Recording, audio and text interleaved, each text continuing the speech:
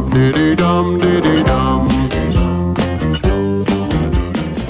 Hello and welcome to the Analyst Inside Cricket, our look back at the third LV Insurance Test match, which ended much sooner than we were expecting. Who'd be a predictor in this business? Who'd be a prophet? It's a nightmare.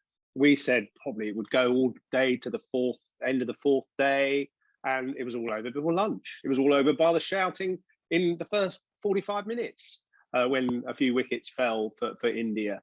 England absolutely supreme today, brilliant bowling, fielding, even bowling changes work. Moeen Ali, second ball through the gate. I mean, it's just the performance of Joe Root's dreams.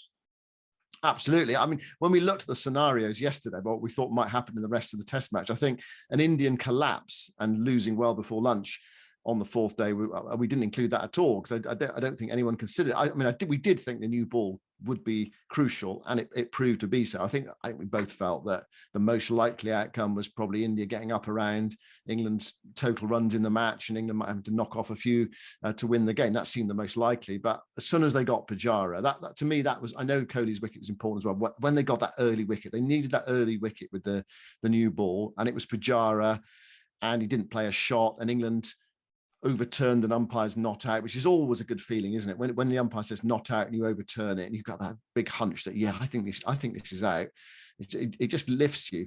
Early wicket with the new ball, and England were on their way. And then once Kohli was out, it did feel a matter of time. I suppose the thought did cross my mind, if Rishabh Pant played a bit like Ian Botham in 1981, then India might have a chance. But actually, Pant is not really produced so far in this series. He's flickered at times.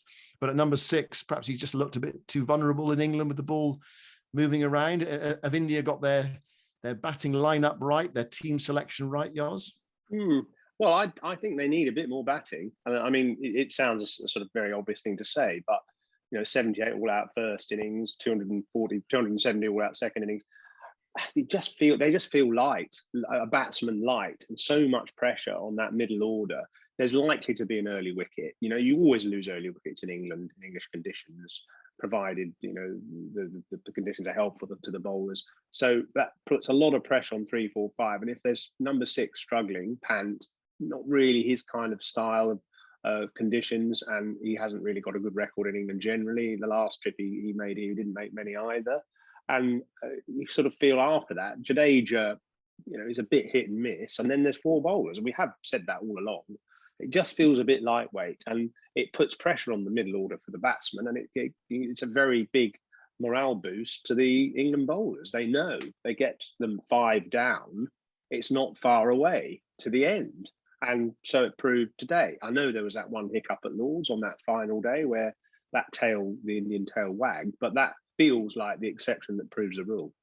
Yeah, I was there that day, and we talked a lot about England's tactics, and if they bowled to the Indian lower order at Lord's like they bowled to them in this Test match, England might well have been chasing about 190 to win the game, and who knows what might have happened on that final day. I know they didn't get many in their second innings, but again, it's the psychology of the game, and I think it was the psychology of the game today. Once those 2 wickets went down, then it is very, very difficult for India to some of that sort of mental energy to keep on fighting from there. And the other thing as well, England had the new ball, and they've got some very good bowlers in those conditions. You think about obviously Jimmy Anderson, but Ollie Robinson has come in. He's had a magnificent start to his Test match career with the ball. 23 wickets at 17, and I like Craig Overton as well. We talked about this yesterday with Steve Finn saying earlier in the season that everyone's talking about him on the county circuit as being the best bowler, and we talked yesterday about him running in with a bit more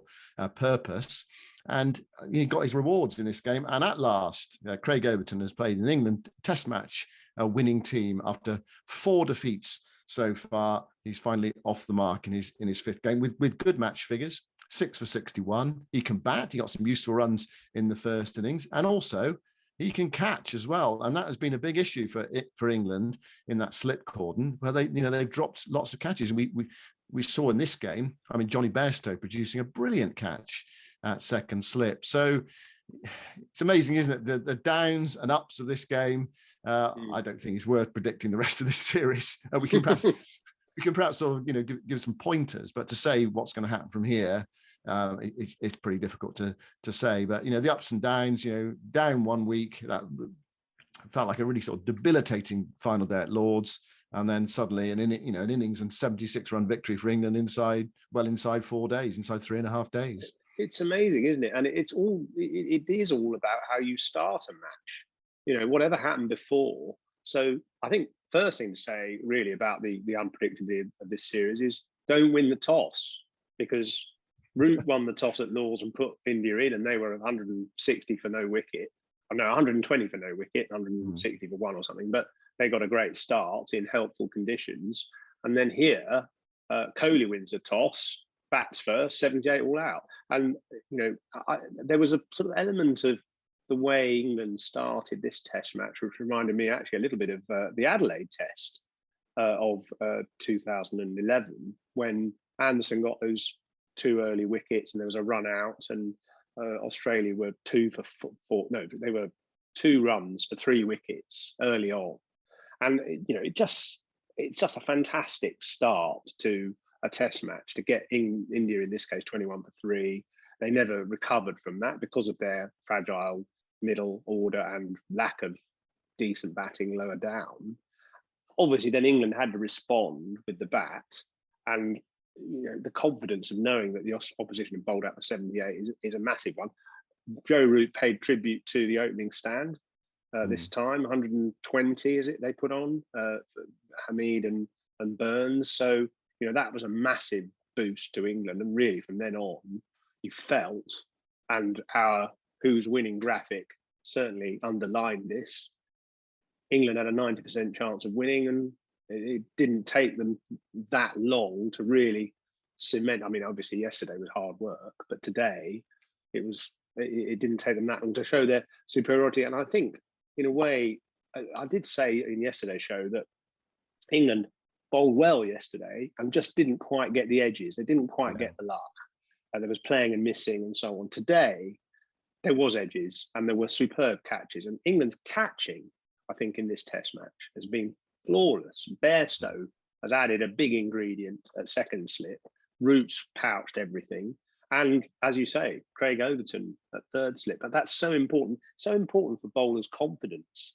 And, that one chance nailed by the slip fielders can be just such a massive lift to a team. So, all those sort of components, Milan coming in at number 3 as well, giving them a bit of experience, and coming in when the score's 120 rather than 20 as well, has just added England just look a better side. But again, it'll be how they started at the Oval. Yeah, and that's the point, isn't it? Never get too down possibly when you've lost, and never get too high when you won. Obviously celebrate a victory, but with that reality that India are a very good side. They came back in Australia, and Virat Kohli said it in the post-match interviews today as well. England are a good side, so they are perfectly capable of bouncing back, as they did in this game as well. They've got some quality cricketers, and in this game they looked as if they papered over a few of the cracks. I mean, the cracks being the top order, and that's what was one of the basis of their victory. They bowled really well. One of the bases of their victory was that opening stand that was 120 on the first night. They pushed it on into the second day as well, but if you go to the Oval next week, they could easily be 10 for 2 again. There's no. That's what brings us back to the game. That's what fascinates us, beguiles us about Test cricket is the ups and downs. And for England, one of their great victories to go alongside the one they pulled off in Chennai earlier this year. I think when we thought about today's play, we thought about the possibilities and that sort of sense of nervousness. Jimmy Anderson was sort of saying as well, we were in for the long haul afterwards today. He thought we'd have to go the whole day, and that were a few nerves around.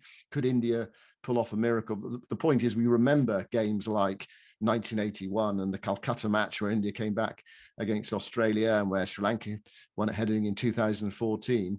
We remember them, because they were special games of cricket, but because they are so rare. It's so difficult to do, and it was so difficult for India to do. You've got to think of that scoreboard pressure that they were up against. So 1-1 and 2 matches to go. I think the other good thing as well is that it keeps interest going right to the end of the series. Whatever happens next week at the Oval, it will be settled at Old Trafford. The series will still be alive in the 5th Test match, which is great actually for a 5-match series. Joe Root was deprived the man of the match in the end by the Sky commentators, who gave it to Ollie Robinson. Fair enough. Robinson took 7 wickets in the match and got his 5 for today. Root, of course, spoke after the game. So let's just hear a few lines from him. Yeah, I think it was a very clinical performance. I thought took advantage of the conditions on day one. I thought we bowled exceptionally well, and it was almost a perfect storm. Everything seemed to fall our way. Just perfect little nicks to the keeper. It got us off to a great start. It was a brilliant bowling performance. Found the length very early on this wicket. I exploited it very well, and then that partnership to set things up, the opening partnership, I think was almost a turning point in the game for me. To have such a substantial first partnership was exceptional, and credit to those two lads. Now under the pump off the back of last week, to come out and perform like that and get us 135 for none was brilliant. So it really set the game up, gave the opportunity for the rest of us to go and make that big first innings score that me and Silvers harp on to you guys about all of the time. You know, the hard work that we put in yesterday, I think we reaped our rewards today. We held the game really well. It was quite attritional, but going at around 2.5 and over, we knew that when that second new ball came round, we were going to create opportunities again. And credit to India, they played very well. They did. They made it very difficult for us. There was some really good batting yesterday in bowler-friendly conditions. But for us to be able to start as we did today, 3 maidens, build pressure again, and then we actually were clinical with our catching, which was a nice change as well. Took some good catches, good chances, and sat here now 1-1 with a big smiley dressing room and two big games ahead of us. Well, I'm as I mentioned before the game, I'm living my boyhood dream. I'm captain in England, something that dreamt of doing from being really small. Got a great group of players who are very talented, they're dedicated to becoming better all of the time. And as frustrating as the last period's been for us, we have had to deal with some difficulties. We showed huge character to be able to come back and put in a performance like that off the back of the way last week turned out. The last game turned out. So no, couldn't be more proud of them. LV Insurance and the ECB's £1 million Fund for Runs campaign has awarded a grant to the Lancashire-based Bolton School Games project, which is targeting 20 schools in their community to promote participation and accessibility for students from low socioeconomic regions of the community. There'll be a particular focus from the club on involving and focusing members of the community from ethnic minorities. They've also identified girls and special schools as a priority, and so the Fund for Runs campaign funding will help the club to reintroduce both All-Stars and Dynamos amongst these schools, reaching hundreds of children. One of the key things that would have really pleased Root was the bowling in partnerships, which England really showed strongly today. And I'm thinking particularly of that Anderson-Robinson effort in the morning.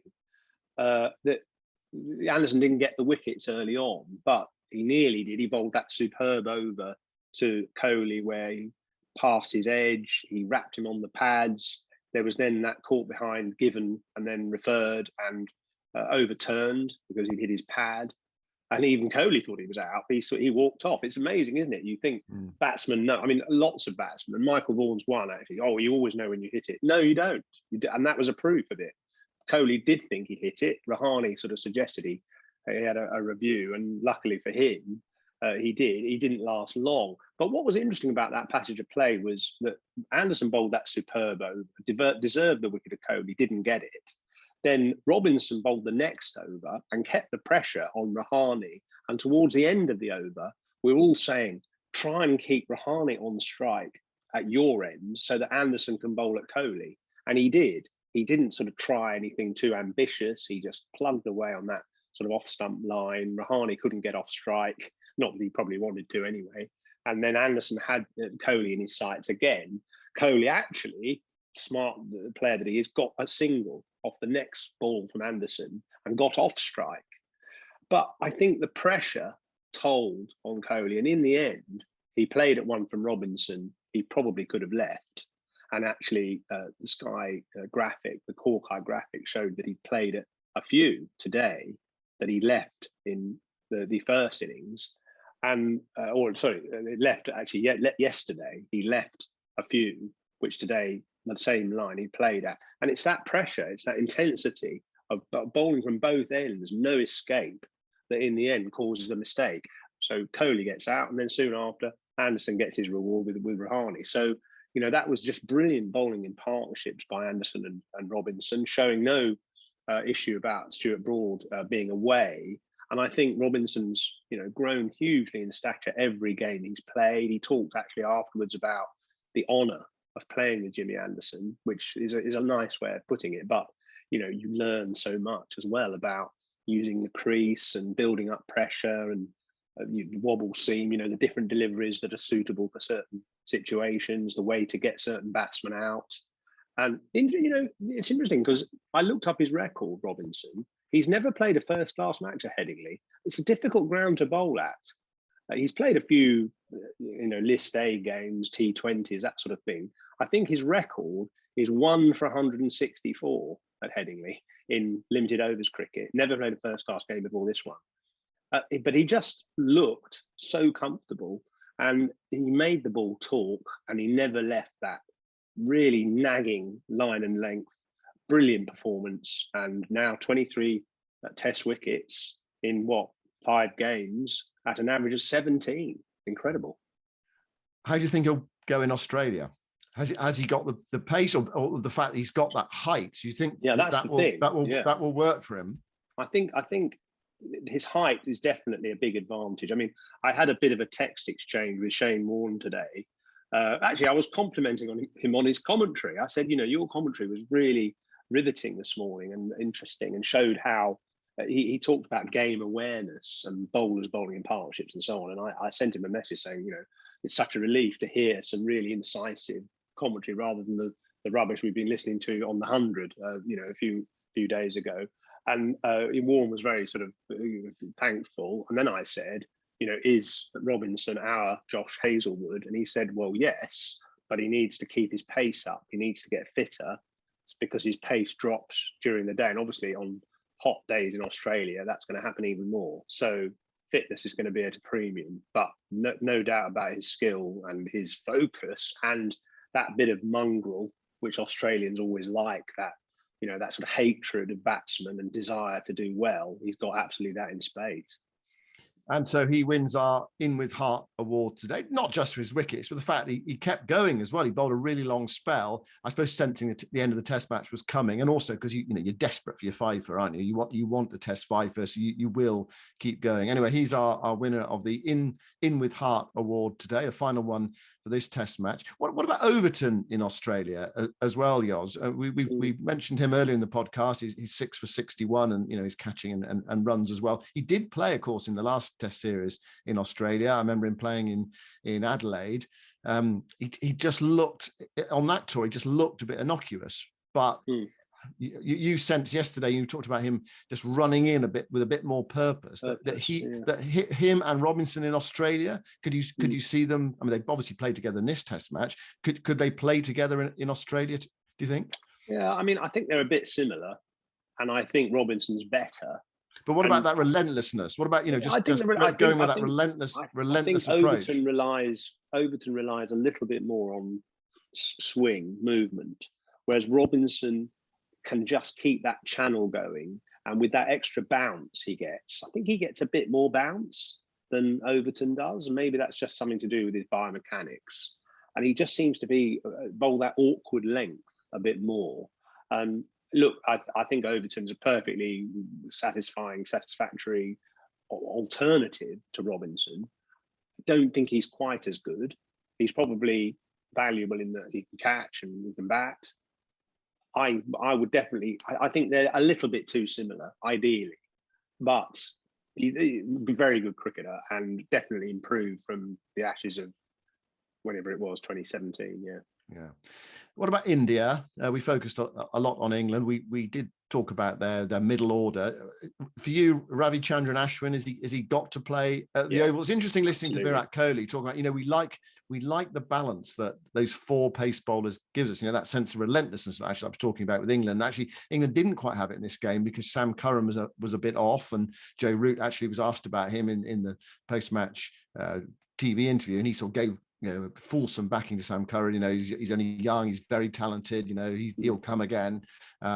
And he is clearly very talented, but he did allow the pressure to go off. And I think that's what Kohli is concerned about, isn't it? The pressure coming off. But there's a different sort of pressure if you can bring on Ravichandran Ashwin to bowl. So it's a really ticklish one, isn't it, for India? The fact they're leaving out a guy with over 400 Test wickets who's desperate to play. And perhaps the Oval and Old Trafford might be his pitches. Well, I think it's blindingly obvious what to do. Ishant Sharma, short of a gallop, looks tired. Give him a rest. Bring Ashwin in, strengthens the batting, and arguably strengthens the bowling. And if England will continue with this side, even if Sam Curran doesn't play, they've still got 4 left-handers. So I think Ashwin, absolute dead cert for me. It just gives them a bit more balance, a bit more depth, and a bit more variety. And why wouldn't you play him? He's a fantastic bowler, and he taxes everybody. And he's always thinking how to get a wicket. There were times in that Root Milan partnership, particularly, where India looked a bit bereft of ideas. Ashwin would have been on it there. He would have been wheeling away, trying to tease a wicket from somewhere. And I don't think Jadeja is quite as clever a bowler. So, those two in tandem on a 4th day oval pitch, you can imagine being really quite a big handful. Yeah, and the weather in London, just to report that for people who are not in the southeast of the UK, is that it has been dry in London for a good week or so now. And the forecast is for it to be dry for the next week as well. So early September, yes, but there's also the prospect, for the groundsman to have, really prepare exactly the pitch that he wants. But also, I wonder whether, with dry weather around, it's not been baking hot. That's the one thing. But with dry weather around, whether the ball might spin. But even if it doesn't, Ashwin has the benefit of DRS, which is a huge advantage to all spin bowlers. And even with a hint of turn, especially against left-handers, he's always going to be a handful. So look at the influence he had on that World Test Championship final.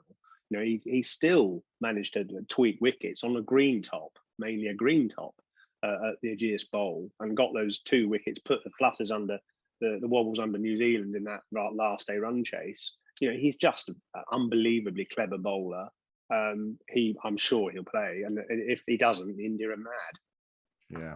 And perhaps 1 or 2 question marks, 1 or 2 doubts among the Indian batters. It's something we've talked about, the idea of coming to England and dealing with English conditions, and they didn't deal with them particularly well last time, all the time before. And it was going so well for them, or quite well for them. And then suddenly, they've had the rug pulled from underneath them in this Test match, haven't they? 78 all out. Okay, a bit of fight yesterday, but then what do they lose today? 63 for 8 today. I don't think there's any shame for India. They are up against, with Anderson, they're up against, and Joe Root called him this, didn't he, after play today, the GOAT, the greatest of all time. He is the greatest fast bowler of all time. And, it's like coming to Australia and having to face Shane Warne all the time. There are going to be days when he doesn't perform, but he's always a threat. And I don't think, I don't really blame any of the Indian batsmen today. The bowling was so good, and they threatened all the time, and provided you're backed up by good fielding, as in the slips, there's really no escape. Yeah, and the other thing as well, going to the Oval, that is normally a pretty good batting wicket, isn't it? If you're going to score Anderson's runs, got a poor record there, actually. Yeah, if you're going to score runs, if you're going to score runs anywhere in England, the Oval is probably the place to do it. So that there is that sort of lift Indian batting spirits, I would say. The fact that England were able to finish it off quickly today is a bit of a boost because it's tight now, isn't it? The schedule, the next Test match is next Thursday, so it's very useful, I suppose, and just to retain a bit of energy, finish it off before lunch on the fourth day, give themselves an extra day and a half's preparation time for the Oval, recovery time. But we can't wait. We can't wait for the Oval already. I mean, the game's just finished, but we can't wait. And this absolutely fascinating series between these two sluggers is going to go right to the end. I'm not going to predict it from here. I mean, I did say 2-1 to India at the start. I'm beginning to waver, but they could easily, what could happen from here? India could win the next game and it rains at Old Trafford, but equally England could win 3-1. I mean, it's been a really interesting series so far. Lots to get our teeth into, and we'll be with you again. Next Thursday, Oz. Yeah, we will. Looking forward to it. Diddy dum, diddy dum.